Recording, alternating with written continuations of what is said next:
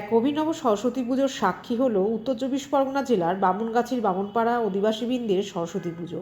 সমাজের বুকে নানা ঘটনা ঘটে যাওয়ায় মানুষ অতিষ্ঠ। এক কথায় মানুষ দিশেহারা মানুষকে একমাত্র সঠিক পথ দেখাতে পারে শিক্ষা। তাই শিক্ষার প্রসার ঘটাতেই সরস্বতী পুজোর আয়োজন করেছে বামুনগাছির বামুনপাড়া অধিবাসীবৃন্দ। রবিবার এই পুজোর উদ্বোধনে উপস্থিত ছিলেন প্রখ্যাত অভিনেতা বিশ্বনাথ চক্রবর্তী সহ নানা গুণীজন ব্যক্তিবর্গ।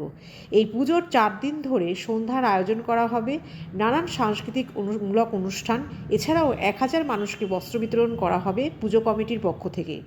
এই বিষয়ে বামুনগাছির বামুনপাড়া অধিবাসীবৃন্দের সদস্যরা জানান।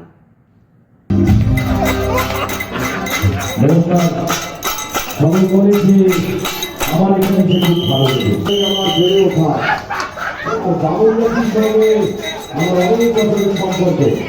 কিন্তু আমাকে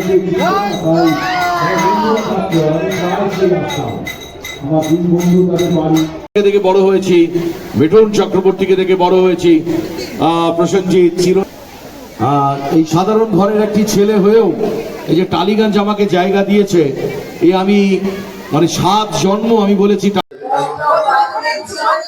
37 বছরের এবারে থিম হচ্ছে আমাদের জীবন্ত সরস্বতী এবং জীবন্ত মডেল দ্বারা রাঁচি শ্রীরাম আসন।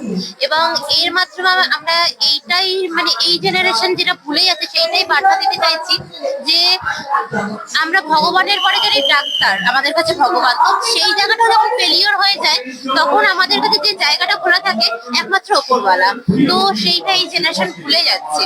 তো সেই আমাদের এই থিমটার মাধ্যমে সেইটাই আমরা বার্তা পৌঁছে দিচ্ছি তাদের মধ্যে। এখানে অনুষ্ঠান আছে, বস্ত্র বিতরণ আছে, কিছু মানে গ্রামবাসীদের জন্য কিছু প্রতিযোগিতার ব্যবস্থা করা রয়েছে, খাওয়া দাওয়ার ব্যবস্থা করা রয়েছে এবং নানান রকম আর্টিস্ট এখানে আমরা আনছি মনোরঞ্জনের জন্য। পুরো একদম এই 4-5 দিন আমরা এখানে এই মানে দুর্গাপুজোর মহিলা পরিচালিত পুজো। মহিলা পরিচালিত না, মানে বাড়ির সবাই আছে, আর মানে আমাদের আশেপাশের কিছু অধিবাসীবৃন্দ যারা আছে, যারা আসতে চাইছে তারা আমাদের সাথে যোগ, আমাদের এখানে সবার আমন্ত্রণ।